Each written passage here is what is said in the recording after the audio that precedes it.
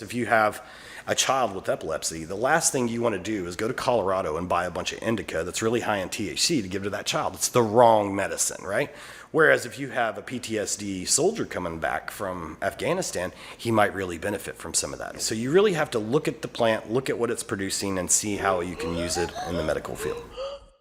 Hey, it's Nate DiSarro, and welcome to Titans of Industry, the podcast where I talk to industry leaders and innovators who are at the top of their game and leading the pack in their fields, uncovering some of the best stories in today's business landscape. In this episode, I sit down with Brad Fausett, co-owner and co-CEO of Green Remedies Group, a cannabis cultivation and refinery company rooted in Arkansas. Brad talks about the difference between hemp and marijuana, how he consults with organizations all over the country to bring consistency and quality to the industry, and how his PhD in soil chemistry gives him an advantage to create some of the best and most beneficial strains of cannabis to meet vastly different medicinal needs. From CBD products to cannabis solutions for your pet, you will love this conversation covering all things green. And now let's get to the episode. But before we do, it's important to know that whether you're a small business owner or the face of a multi-billion-dollar industry, your organization has a great story to tell, and Content Titan wants to help you tell it. We are a digital content creation powerhouse built for the 21st century, providing all-in creative, strategic, production, post-production, and distribution services for a 360-degree, 24/7 world. In our world, Titans are passionate, creative doers. They have the experience to take your project from start to finish, minimizing your involvement so you can focus on what matters most, running your business. So if you're ready to take your content strategy and production to the next level, our Titans are ready to help. Now here's my conversation with Brad Fausett. Well, Brad, thank you for jumping on the podcast with us. I'm excited about this one, our Titan of Cannabis, as I like to call it. Just walk me through the process. How did you end up in this role that you're in right now, which is kind of an interesting story as well. So we'll get to that. But how'd you get into the cannabis world? Oh, well, thanks for having me. Well, it's a really long story. I had an interest in agriculture as a kid, and always wanted to be in agriculture. And when I was in college, really focused on soils and row crop production, and actually got my master's degree in soil chemistry, and most of it was revolving around rice, because here we are in rice country. It's college, so there's a lot of cannabis in college, and I ended up getting kind of involved with a lot of the cannabis back then, and a lot of people over time started coming to me and asking me for pain management, end-of-life care, just trying to smooth out the services, of the pain that they had to deal with every day. And I think that's really where, my start and my interest in it started. So, master's degree in soil management, or what was Soil chemistry. Soil chemistry. And that took you into the agriculture world, working in the rice industry and having... So I was in rice, and I got a job with Gerber Foods and started working out in Colorado. And of course, cannabis is really big in Colorado. And then I came back to Arkansas, and I worked for a Fortune 500 company here, and it was a great experience. But I was still involved in cannabis the entire time. I still had people calling me, going, I have lung cancer, and I can't smoke this joint that I got from my buddy. What can I do with it? And I would help them make brownies, or help them make gummies, or get it to where they could get the medicine that they needed. Most of these people did not want to take a lot of the really strong prescriptions, and this was something that was mild and manageable for their everyday life. So, again, it was all agriculture. I really loved looking at the bird's eye view of agriculture and seeing if we could fine tune the agricultural process here and make it a little better. What I really wanted to do was reduce pesticide and herbicide use and really dial in the fertilizers, through a variable rate, and use drones to help do that. We were doing LiDAR and multispectral and hyperspectral analysis and overlaying these orthomosaics of a multispectral analysis over a LiDAR image. And by doing so, we could fine tune our data points to where there was almost zero error. So we could see within centimeters, and we could see bugs, we could see diseases, and we could see them on big levels because we were up in the sky. And it wasn't just drones, it was drones, planes, helicopters, satellites. It was any kind of data I could get. It was really more data analytics. Drones were just a great tool for it. Fascinating. So somebody who in college learned a lot about soil chemistry, maybe grew some cannabis in the basement, and ends up doing aerial surveillance and data analysis for Correct. some of the large. That's an interesting journey for sure. So in 2014, I was at the Cannabis Cup in Denver, and I competed, and I did really well. And then later on, when Arkansas Medical started coming up, we applied. We started that venture in 2016, so 4 years ago. And we've got a group, and we have a dispensary license that we're hoping will be issued soon here in Arkansas, down in the Hot Springs area. We're in the top 40. I have picked up several consulting gigs, and some of those are with the cultivation, some of the cultivators here. I also deal with a lot of the cultivators in Oklahoma, Colorado, Nevada, California, Arizona. I'm kind of all over the place these days. I even have business down in Baja, Mexico for the CBD side, because it's really starting to take off in Mexico as well. I love it. All right, so 2016, big year in Arkansas. The applications become available, but nationally, where was the national scope of medical cannabis and that whole industry at the time? So right then, you kind of had that transition on the West Coast from medical to recreational, and we're still trying to catch up down out here with the medical. And my goal and my focus has always been medical, more so than recreational. But cannabis is cannabis. So, even on the recreational side, it has its benefits, especially from a tax revenue perspective and adding jobs and a new form of business, right? Like, I lived in Colorado until 2012, and it had just become legal there. And they were obviously on the front end of that. They were, well. Them in California were the front. Yeah. So kind of give me just a brief timeline of, the front end innovators in the states that took it first, and then kind of where we're at here in Arkansas now, and the rest of the nation. Wow, the whole industry is shifting. The more and more momentum this industry gets, the bigger the bigger players are starting to get involved. The mom and pops are starting to kind of go away, and it's a very money intensive industry. It takes a lot to grow and secure and manage and comply with the regulations. So it takes a lot of money. It takes the right people that can monetize that whole system. And so the mom and pops are kind of going away. They can't really compete in some of this. I know some of the guys that I consult with out in California, they were looking at $1 million, a license renewal, just for the renewal. And that's, you can't do that as a mom and pop, So we've watched it kind of evolve, and now here we are in Arkansas, and it's like in its nascent stages, like we were back in Colorado in 2012 and 2014. So it's interesting. I'm really interested to see how it evolves here in my home state. Yeah, and I've had minimal involvement basically from coming out to the farm and then seeing refinery in the refinery. OKC. Yep. Mm-hmm.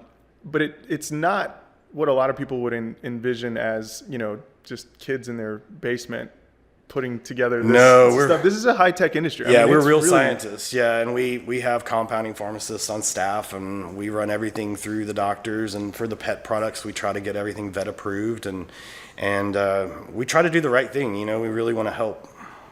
So break the industry down for me. It's a little bit complex. It's kind of hard to wrap our minds around, I think, as the layperson, as a person just kind of looking from the outside in.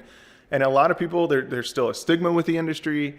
But if you break it down to not just dollars and cents, but kind of practical, like how does the industry come together? So before my grandmother died last year, she, questioned me a whole lot about the same thing, like, break this down for me, Brad. I just don't know. So I think the easiest way to do that is to first do that clear draw the line between hemp and marijuana. It's still cannabis. It's still part of the same family. It still has a lot of the same medical benefits, but there is that line there. The legalities of hemp is a little bit easier to regulate through, and marijuana is marijuana. It's going to be highly regulated. So just real briefly, what's the difference from hemp So the one thing that qualifies me to grow a hemp crop versus a marijuana crop is the 0.3% THC threshold. So if I break the 0.3% THC threshold, I'm in marijuana. If I am below 0.3% THC, I'm in hemp. I have hemp farms, and compliance is always top priority on those farms. You've got a lot counting on that analytics. So cannabis, it has cannabinoids. There are many cannabinoids, and each cannabinoid has a different medical benefit. But let's think of it like a chain. If you pull on a chain, it's a chain, right? It's all together. It works. If you start breaking the links up and taking one link out of that chain, the chain no longer works. And cannabinoids are very similar. They like to be together, and they work really well together as a medicine. The moment you start breaking it apart, they don't really work as well together. They call it the entourage effect. It was actually coined by Sanjay Gupta and Dr. Russo, actually, out of Seattle. Both coined the entourage effect back in the 2010, I think 2011, somewhere in there. Interesting. I like to think of sort of the way it all works and the different strains and all this kind of stuff, like apples. You go to the grocery store, you've got a bunch of different types of apples. Each apple tastes a little different. If you don't know anything about them, you're not going to know which one you like better, which one's better for applesauce versus apple pie or whatever. So is that kind of how? Well, having grown a lot of apples for Gerber Foods, that's a great analogy. So, you have the eating apples, you have the processing apples for applesauce or food baked products, and then you have like the apples for apple juice, right? They are all very different, yes. And cannabis is very similar to that. What's the difference in certain types of cannabis, or like how does it work differently? Kind of like sour apples versus sweet apples. Okay, so it's back to that cannabinoids, right? And the different ratios of those cannabinoids. So really what it comes down to what's called an end-use science. You have to breed a plant to get the cannabinoid structures that help the condition on the back end. So for instance, if you have a child with epilepsy, the last thing you want to do is go to Colorado and buy a bunch of indica that's really high in THC to give to that child. It's the wrong medicine, right? Whereas if you have a PTSD soldier coming back from Afghanistan, he might really benefit from some of that. Or if somebody's coming off an opioid, he might really benefit from some of those higher THCs. So you really have to look at the plant, look at what it's producing, and see how you can use it in the medical field. All right, now let's walk through the process. How do we go from a seed to a plant that has the right makeup to a finished product? Walk me through kind of how that whole thing Very, very, very long and complicated. And the main reason for that is you've got an industry that's based off of genetics in a basement. So in, the hemp for victory back in the 30s, they had all this hemp, and a lot of it was for medicine. Some of it was for rope. Some of it was for, but they had all this medicine that they were making back then out of it. And then they banned it. Well, when they banned it, everybody went to their indoors, basements, back 40s, wherever they could get away with it and not be criminally prosecuted for it. So over the years, they kind of changed the genetics so that they worked better in a basement setting or a bedroom setting or a closet, short little plants that, produced exactly what they wanted. So now here we have this industry kind of opening up, and we're basically left with that breeding program. And what we find is that there's so much genetic variability when we crack seeds that you have to do what's called a pheno hunt. So let's say, for instance, I crack 100 seeds. I got 100 seeds in a greenhouse, and I'm cracking them, and I'm seeing what's in them, and I pick one out of that 100. The rest of those 99 just kind of go away. They don't have what I'm looking for, but that one might have what I'm looking for. So then that one gets, pruned, treated real well, goes into a cloning program. We produce a mass of the clones, and then from there we start our breeding. And that really allows us to dial in exactly which cannabinoids that plant's going to produce that we're looking for, and with the growth habits that we really want for whatever growing environment. Because sometimes you're going to put it indoors or greenhouse, and then of course if it's hemp, it needs to be able to sustain the outdoor heat and pests and diseases and everything else. So from that, we take our flowers and for the dried, the floral industry, for the flower industry, we dry and cure really, really slow so that it's a nice smokable product.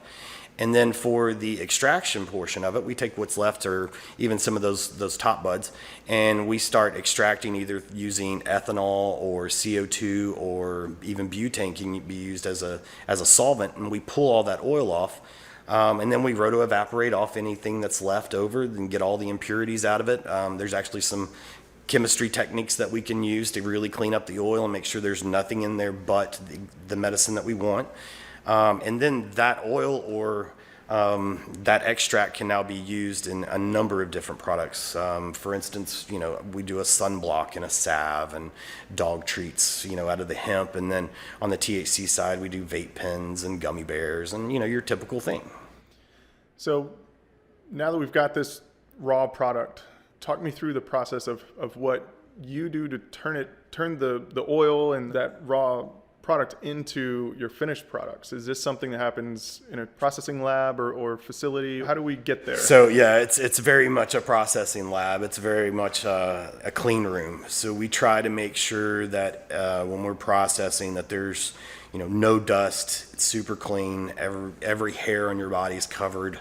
We don't want to have any of that kind of stuff in our product. We make sure everybody wears gloves. Especially right now with COVID and everything, it's really important to wear your face mask and your gloves as you're working with these products. And PPE is super important in the lab, obviously.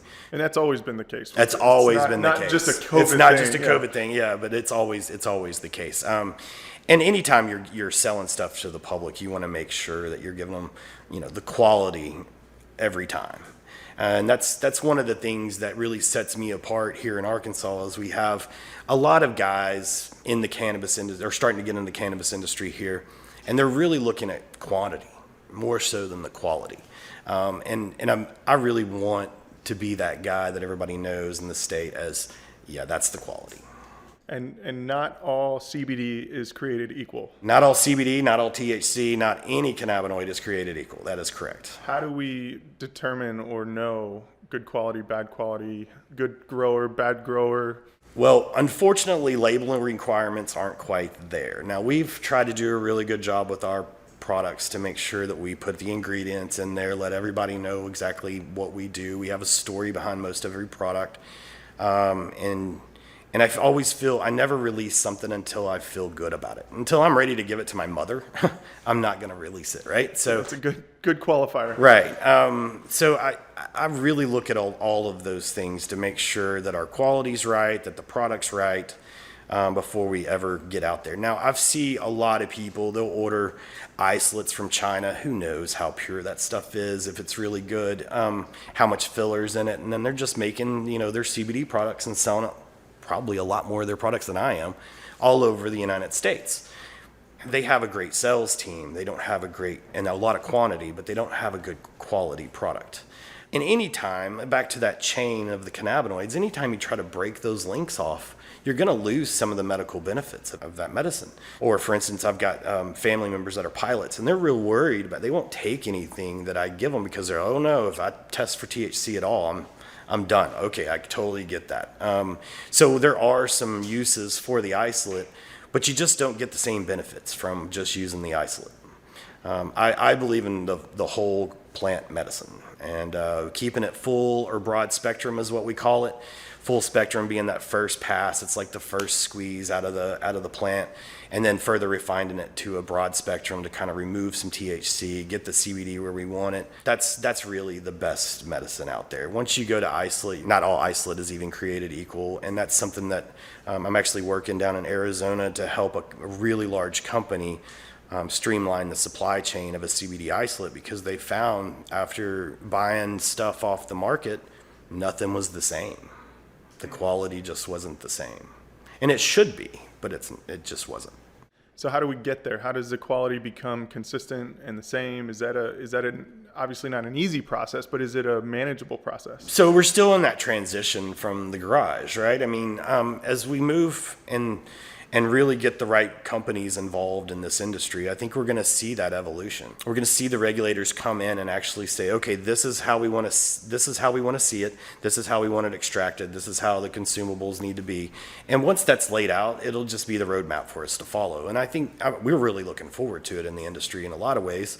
I mean, nobody wants more regulations, but in the end, it's going to help the industry, and that's really what it's about. So we've got a complex industry with mad scientists and PhDs in, agriculture industries kind of out there consulting and growing and putting this stuff out to market. If you look at it and take the word cannabis or marijuana or whatever you want to call it out of it, it's a very well-run professional science behind. There is so much science. I think a lot of people don't realize how much science we really put into this. What we really lack in the industry, and luckily enough, I'm with a group that has this, is that upper management, that real business acumen that gets you to the next level as a company. And without those people, it's just another grower in a basement again, So luckily, I'm with a good group that has that structure, has that acumen. I have an investment group behind me that believes in this and believes that this is the right medicine. It's been really interesting to watch the evolution of even the investors, how they've learned the industry. Back pain, all these things that people live with, sometimes chronically, sometimes they're isolated events. We go to the doctor prescribes a medicine. Sometimes it's an opioid, we get hooked on the opioid. Is there any kind of long-term big picture relief that CBD products can help with some of that? And is the medical community afraid of that? I think there's always going to be a place for the pharmaceutical community and the right medicines, right? I think opioids will probably always be used and will always be needed in some way or another. I think we've overprescribed them. And I've had a lot of people actually come to me personally and go, hey, I need some products to help me get off these pain pills. I just can't seem to kick the habit of them. And the pre-rolls and some of the THC products have really helped those people get off of those. And I think the medical marijuana program here in Arkansas has the potential of really helping Arkansans kind of break that opioid cycle. Is the medical community worried about it? I would think they would be more excited. It's another tool in the toolbox. The endocannabinoid system is a very amazing system. We have our own system to take care of these problems in our body. This plant, all it does is activate that system. By activating those internal processes, really allow, I think, the doctors to have another tool in the toolbox. There's still a stigma with the cannabis industry, for sure. I think a lot of the country has sort of accepted it, but there's still a lot of people that this should not be a thing. Right. And obviously certain states are still struggling with that on their own right, and then there's the medical use versus the recreational use. There's so many reasons why this is sort of a stigmatized industry still. Yeah, we could sit here all day and go through the conspiracy theories, but when it comes down to is there is a stigma. The war on drugs was a total failure. This should have never been a drug in the war on drugs. I think we could have completely eliminated the importation of all those drugs back in the 60s, 70s, and 80s by allowing cannabis to be in the market. But it wasn't, and here we are. And now we've got to move forward with that. So the stigma, that's a really hard one, and that's been a tough one for my family too, because my family has been, they've got great jobs and they're not ever going to take anything that's illegal ever. And a lot of my family grew up believing that marijuana was a drug. And when they found out that I was in the cannabis industry, I had to this is hemp.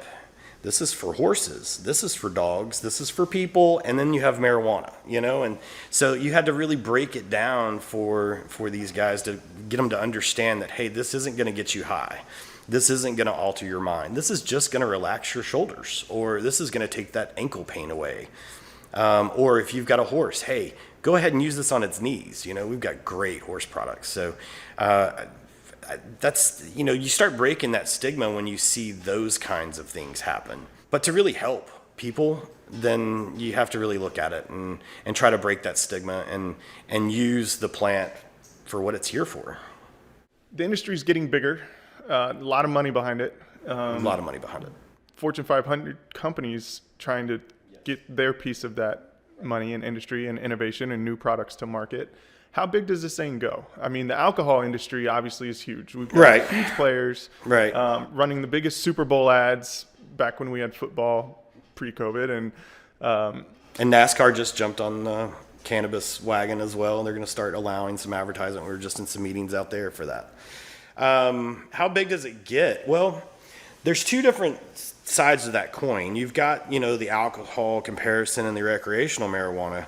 And I think there's tax revenue is huge from something like that. And I think every state needs to look at that option from, legalizing recreational and putting it right in line with alcohol would be great for our tax revenue. From a medical standpoint and from just a overall population health standpoint, not just for people, but for our livestock and our food sources, I see cannabis and the endocannabinoid system really providing a lot more benefits than we've really given it credit for.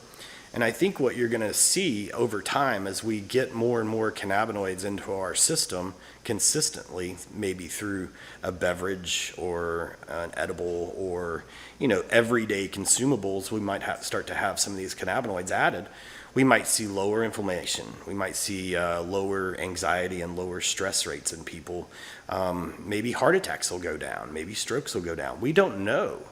We weren't allowed to really look at this for so long, and this is the first time we're really getting able to put the science behind it. But everything that I've seen and everything that I've really witnessed with my own eyes is that there has been nothing but good that has come out of this.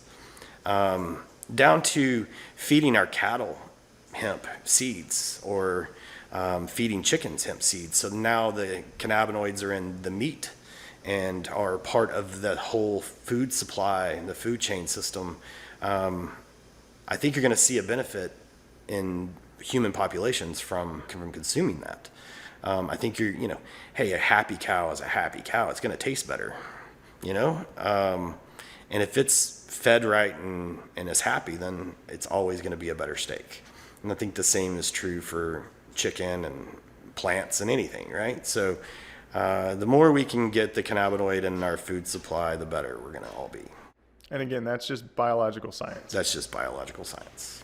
The endocannabinoid system, it's everywhere. And this is the only plant that has cannabinoids. So if we were to somehow marry the benefit of that with another plant that doesn't have stigma associated with it, there wouldn't be an issue, right? Right. There's a lot of comparisons with hops and stuff like that.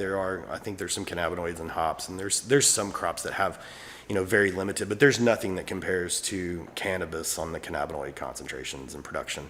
And being able to pull that out of a crop and supply it to the population in general, I think you're just going to see benefits. I don't think there's really anything negative that's going to come from that. All right, talk to me about some of the players in the industry. Every industry has big players on a national level, international level.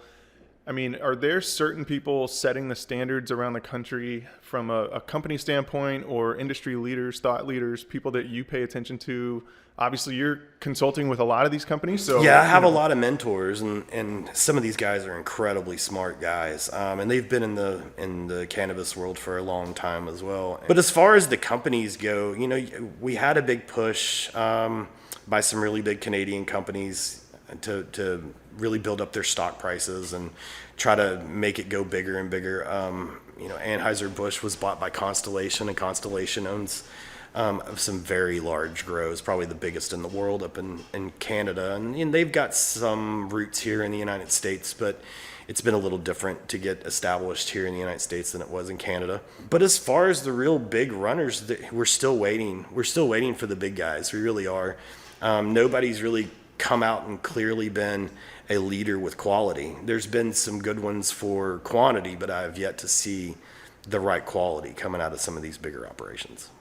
And now there's also industries being created around the cannabis industry, such as my friend Elizabeth Michael, that is a principal with Bud Agency, marketing specifically to... Marketing is huge in the cannabis. It's a whole different kind of marketing, it seems, yeah. And then you've got Dan Roto with Abaca that's doing fintech and the financial piece is an interesting world. If you want to, really streamline the process and have a good regulated environment to work within, then we need to get the feds involved a little more and start allowing trade and start doing more banking and investments, and everything else just needs to open up at this point. So what is the issue there? If I didn't know anything about it, tell me about why is there an issue financially? It's still federally illegal. So it can't, none of your money can be FDIC. Yeah. Sure, yeah. So basically if I go to a dispensary that's selling CBD and I pay $50 for something, that $50 can't go into an FDIC insured bank. Is that? As far as I understand, no, still. Now, there are banks that are allowing some banking, so we are allowed to take cards. I don't think we can take credit cards yet. I think it's still just debit, but I'm not the finance guy. Understood. All right, so being a leader in this industry, somebody who is constantly looking at what can we do new and different and innovate, but it's a new industry to begin with. So there's a lot of people out there that have similar thoughts. How do you streamline those things? How do you work with other people in the industry and create a more streamlined process and allow the industry to move forward, working within the federal regulations? So a lot of that is just the throughput, right? It's supply chain and throughput. If the demand's there, then we have to increase our throughput of the processing facility. Right now, we have the ability to take care of basically ourselves and our farms and our gardens and maybe a few others, but we don't have, especially in Arkansas, we just don't have the infrastructure for, farmers that want to grow CBD hemp flower to go take it to a large scale processor and it be efficient and the pay actually work out right. I mean, I think everybody lost money last year in the hemp industry. The ones that won were just really survivors more than anything, or they were breaking the rules just openly. And we don't do that. We try to fit right in those regulations and be super compliant because I don't want any ripples. I'm right where I need to be. I don't need any ripples. So. But we've watched it happen in the industry where people just are blatantly ignoring the law so that they can turn a profit, and then others that try to play by the rules end up losing. But last year was a weird year. The 2018 Farm Bill kind of blew the hemp out of the water. I mean, I've been growing hemp since 2014 out in Oklahoma, and to come to Arkansas last year and grow for the first time, it was under the 2018 Farm Bill was just a little crazy. So walk me through that. What was the issue there? So actually, Arkansas didn't comply with the 2018 Farm Bill. They still were going to comply under the 2014 Farm Bill under a pilot research program. So we when we applied for the hemp licenses here in Arkansas, we kind of followed the same practice as we did in Oklahoma, where we were looking at different genetics that would be better for processing, pest and disease resistance to reduce fungicide loads, and then just kind of dialing all of that in. This industry has to have a workforce, and finding people with experience and qualifications to do what you need them to do. There's not a long list of people with resumes that date back 15, 20 years that you can draw major experience on. Well, it's even more complicated than that because the experience that we do have come from dry weather. And you come down here to Arkansas, and it's a whole nother growing environment. I remember when I was in college, Dr. Kurt Rome, one of the best professors up at the University of Arkansas, told me, he goes, "Well, bud, it's Arkansas. Everything grows well here, including your diseases and your weeds and the bugs, and everything grows well here." And he's right. Everything does grow well here. Arkansas is the most challenging place, in my opinion. Now, I haven't tried Alabama or Florida yet, but Arkansas, in my opinion, is one of the hardest places to try to grow. The humidity's high, the bugs are really thick here, the weeds grow as fast as the crop. It's a real challenge. What's next on the big goals list? How do you measure what you want to do next? How do you grow the business? Where you take it? So next, we're waiting on our dispensary license. We're hoping that gets issued, very, very soon, and then the gloves come off. We're off to the races here in Arkansas for the dispensary. I do have some consulting to do with some cultivators here in Arkansas to try to improve their quality. I have some very big things going on out in Arizona and Nevada for very large scale production for, again, back to like Constellation type of companies, and just the overall development of really my strains. I'm trying to develop strains that are adequate for different kind of conditions or different kinds of production. What I produce for smoke isn't the same thing I'm going to produce for oil.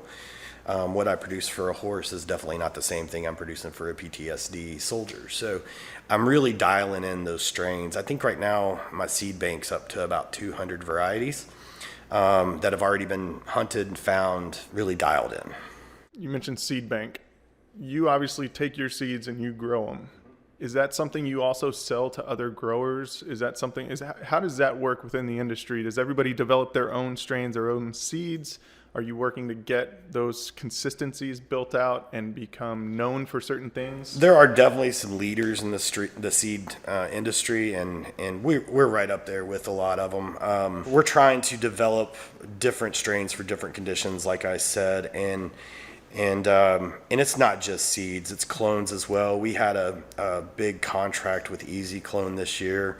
They're a national company under Grow Life. I think their trade name on the market is POT, P-H-O-T, I think is what it is. It's kind of funny. But we had a big contract with them, and we produced clones for them, but the clone market wasn't there. There wasn't a whole lot of farmers buying this year. And I don't think, most of the farmers around here are still kind of row crop minded and agronomic. And this isn't an agronomic crop just yet, unless you just want to grow rope. And we do have some of those crops as well. We have a really great rope crop going right now in Lake Village, Arkansas, with a very large row crop farmer. But when it comes down to it, most of this is produced on a horticultural basis. It's a hort crop. So we're taking clones and we're trying to do 500,000, 1 million clones, and then go take a transplanter and put it out in the field. And the reason why is because that plant's already been hunted. It's already been analyzed for compliance. We don't have to worry about genetic instabilities. We know exactly what we're putting out. And that's the route we've chosen to go right now. Now, there are some auto flowers being developed that are kind of interesting, and that's a much more row croppable kind of thing. We are looking at combine harvests this year on some crops to see how that can be done and how drying is going to be affected by cutting the crop that way. That will never be a smokable product. That will only be an extractable product. And then we still have, again, back to, the top of the cream of the crop, the top of the top, will always be, stem dried correctly, 60 degrees, 60% humidity, all the right conditions, and just dial in exactly what we're looking for. And that's all grown indoors, highly controlled environment. Yeah, most of the smokables grown indoors, highly controlled environment. There are some of the hemp products that we have that come out of the field, but they have to be a certain kind of field. We can't have dirt roads around it. I don't want dirt in my product. There's got to be zero sprays. I don't believe in smoking pesticides and herbicides. Once it's extracted, I can clean a lot of that up, so it's not near the same issue. But when it comes to the raw flower, I want to make sure it's done right. How do you stay motivated in an industry like this that's constantly changing, constantly being adapted, and everywhere you turn, I'm sure there's another roadblock that you have to work around? Most people tell me they can't keep up with my pace. And most people that work with me go, okay, I need a break. I just don't ever have breaks, I don't think. My mom tells me all the time I work too hard. Moms are good at that. Moms are good at that, yeah. I really don't know. I just wake up in the morning, I know my end goal is to get that dispensary license going in Arkansas, and my end goal is to make sure my THC farms in Oklahoma are far superior to anybody else's, and my end goal is to make sure I've got revenue coming in from these consultant agreements all over the country to make sure my guys are paid. I'm more worried about my employees than I am me ever. But that's what I wake up in the morning and think about before I think about anything is, what do we got to do to make sure everybody's going to get paid, make sure everybody's better today than they were yesterday. And that's my job every day. Well, and I think just to segue into our current state of affairs, here we are, July of 2020, and a lot of business owners, that's their mentality. A lot of industries, a lot of people have been hit hard. And of course, a lot of people have lost their work. There's been certain subsidies that have helped people out. But from a business owner perspective, a lot of people are going through that right now. And there's a lot of mental challenges that I know a lot of people are dealing with. And, has that something you've been affected with? Is there a challenge? We haven't, to be honest, until I come to Little Rock, I don't even know that COVID exists. I don't watch the news. I don't listen to news on the radio. I'm always on the phone, or I'm just driving from one farm to another. We've kind of lived in a little bubble throughout all of this, I mean, it was right in the middle of planting season, we had outdoor crops to get out, it's just been kind of crazy. But we've got 50 milligram CBD elderberry gummy bears, great for, if you do get sick, what a great product to take. We're looking at maybe doing some vitamin D additions to some of those, because we've heard that, vitamin D is very beneficial for COVID. And I do believe that CBD, we're still waiting on some of the science on it, but I do believe CBD has some effects on getting your endocannabinoid system to help you fight that virus. So I think our industry is sitting at the top right now of the COVID crisis, because I think we have the ability to really be able to help without having to go through, human trials of a vaccine and all that. We have the ability to actually help people right now. So we're not saying it's proven, right? But we're saying take your CBD. Take your CBD. It ain't going to hurt you. That's right. It's like the same thing with elderberries, right? It's not going to hurt you. So walk me through some of the products and the brands that you guys represent, because I know you've got holding company, multiple brands underneath that. Yeah, so we're a completely vertical integrated company, and we have a hemp division, and we have a THC division, and then we have an Arkansas dispensary, and then we have a delivery company that we're hoping the Medical Marijuana Commission will approve in the next couple of weeks. So we've got quite a few things going on, and then I have got what I focus on the most really is indigenous seeds, and that's my genetics and strain company. We do most of our development of the strains out in Oklahoma because of regulatory issues, and then and I can do THC there, in open air out there, so it works out pretty good. And then as we move into different states, we really look at what the market needs and which ones to really focus on from there. So talk me through the rest of the brands that you're. Yeah, so the brands really, we have Hogs Hemp brand. And that's all THC. I'm sorry, non-THC. Non-THC CBD. Hogs Hemp Farm is a farm up by Morrilton. We've got about 60 acres. I think we got 30 acres planted this year. Greenhouses and refinery on site. That's Hogs Hemp Refinery, and it does dog treats and horse salves and horse treats and sunblocks and human salves, and then we do some pre-rolls out there. And right now, the ones that are really moving are the sunblocks, the horse salves, and the dog treats seem to be the big winners right now. Talk to me about the sunblock, because that's kind of intriguing to me. That we have CBD sunblock. What's the benefit there?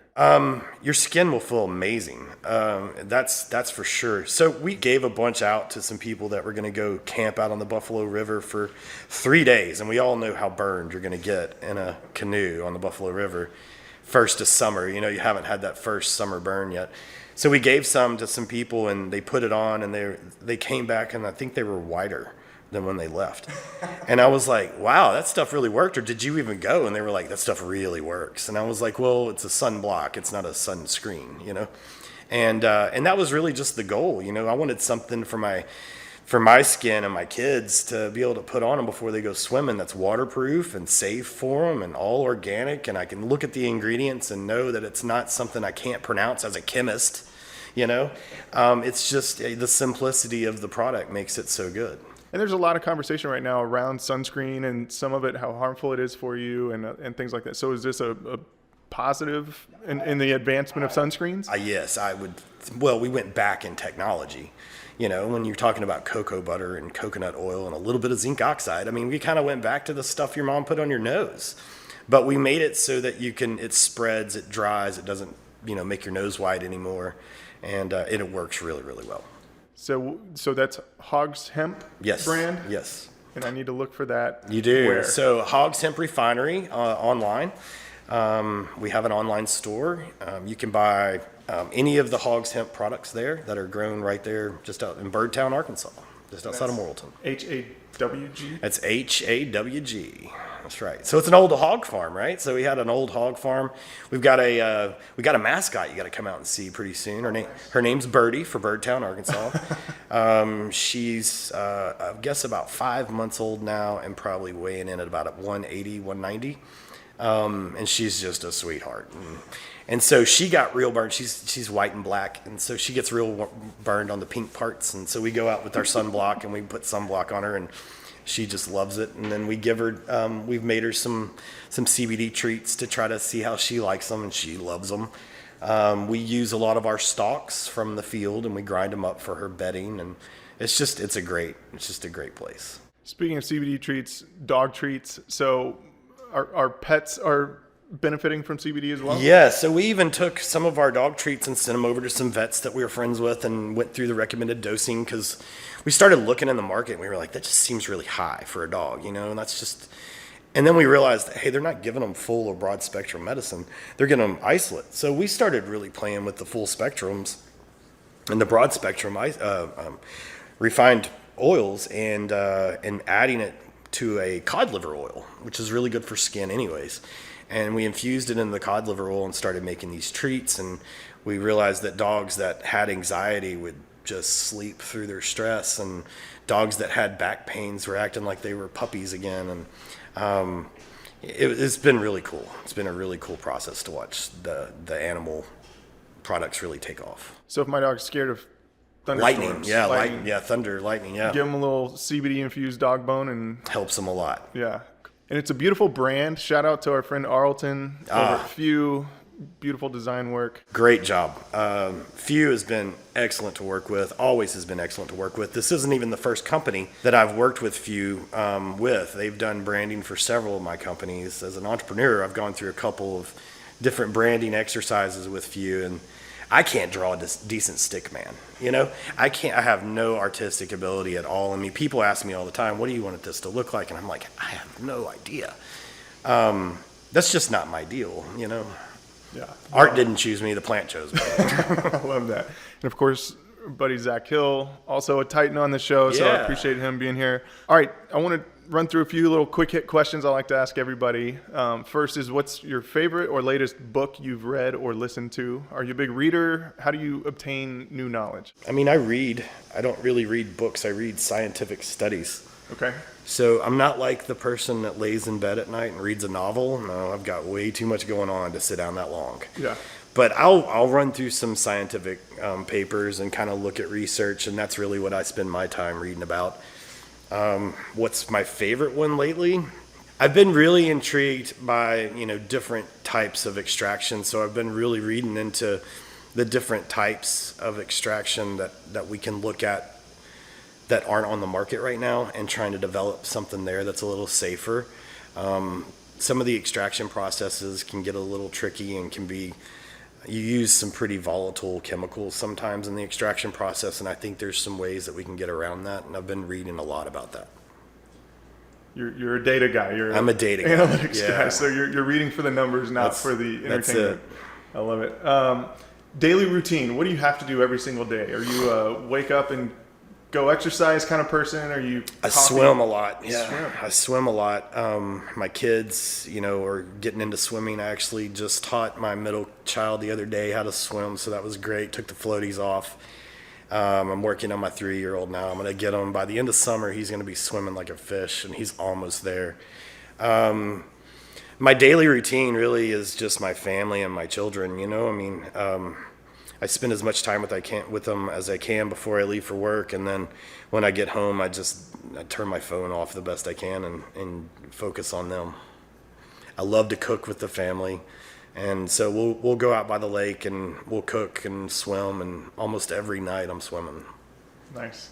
Now, are you cooking with CBD as well? Is that an additive to? Can I cook with that? You can, but the heat just degrades it so much. It's just not going to be the same. Good to know. All right. What's a relatively new habit that you formed? What's something you found yourself doing these days that you either from getting older, because I know I look at myself and I'm like, am I turning into my dad? Or right. Is there anything beneficial that you've added to your daily routines lately? Daily routines, my wife works out every day. Every day. She's like a bodybuilder. And so, I try to just keep up with her. I try to cook something good every day. There's something about just getting everybody at the table. I think that's something that's been lost in so many families, and that's something I've really, really tried to focus on with the kids. Love that. If you were to write a book or an article and publish it, what would would it be titled? I'm working on it, and I'm working on it. I've got a really interesting story in the cannabis world and how it kind of evolved from the 90s and where I am today. And I'd love to share that story with people. I think it would be, I talk to people all the time that kind of followed similar paths with me. Like you asked me earlier, about some of my influences in the industry, and one of them is a really good friend of mine who's an astrophysicist from Raytheon, who's now one of the biggest cultivation guys in Colorado. He quit, Raytheon and went and started running his own gardens, and then I came over and consulted with him, and we've done a lot of really large scale design work. And he said, man, you ought to write a book based on everything that's gone on in your life. Everything that you've seen in this, he's like, you're the one that's been all over the country. One of my friends that I grew up with is a publisher over at Discovery Channel, and he's like, let's do a documentary, and I was like, man, they already kind of have that, but let's do something different, like a strain hunters here in Arkansas, right? Love it. So you cook a lot. Do you have a favorite food, a favorite dish that you're always making or going to? Cassoulet is my favorite dish to cook. It takes all day. For the special occasions. All right, and what about music? You're driving to the farm, got some music on the radio. What are you listening to? Oh gosh, I don't know. I'm not really an artsy music kind of person. But I like everything. I'm so eclectic when it comes to music. I like it all. All right, how can people find out more about the brand? How can they get involved with what you've got going on? Well, definitely Hogs Hemp Refinery for here in Arkansas, and people outside of Arkansas can order. We can ship. As a matter of fact, we just had our first international shipment not too long ago to Italy, so that's pretty cool. It's hemp, so it can be shipped. It can, it complies with all the regulations. When it comes to the THC, if anybody's over in Oklahoma, please look for some of the brands out there. Ganja Buds is the biggest one that we associate with, and that I grow for out there in Oklahoma. In the West Coast, there's several brands that I've consulted with, but I would have to say the Nevada market has the most of my stuff in it. And then here for THC in Arkansas, look for Green Remedies Dispensary to open up pretty soon. I have a feeling we're going to give these guys a run for their money in this industry. I love it. Well, Brad, thanks for being our Titan of Cannabis. Thank you so much for having me. It was fun. If you liked this episode of Titans of Industry, head to contenttitan.co/podcast for more episodes, or subscribe on your favorite podcasting app. Thanks for listening.